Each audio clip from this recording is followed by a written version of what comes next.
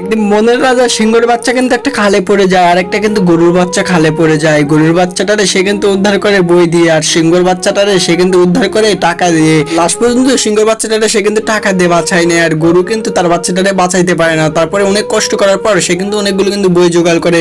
তারপরে গরুর বাচ্চাটাও সে কিন্তু গরু কিন্তু বাঁচাই নেয়। তারপরে সিংহের বাচ্চাটা এখানে কিন্তু ডায়মন্ড দিয়ে কিন্তু এই খালটা পার হয়। তারপর গরুর বাচ্চাটা এই খালটা কিভাবে পার হলো দেখো, তারা কিন্তু একটু বুদ্ধি করে তারা কিন্তু মাটিতে কিন্তু পার হয়। তারপরে এখানে কিন্তু আরেকটা খালা ছিল, আর এখানে অনেকগুলো পানি। এখানে কিন্তু সিংহের বাচ্চাটা কিন্তু টাকা ফেলায়, তারা কিন্তু কাজ করতে পারে না, এই জন্য তারা ঘুরে চলে যায়। তারপর গরুর বাচ্চাটা এখানে কি করছিল দেখবে না, তারা দেখাচ্ছে। কিন্তু তার আগে আমি তো সবার ভিডিওতে লাইকও করি, সাবস্ক্রাইবও করি।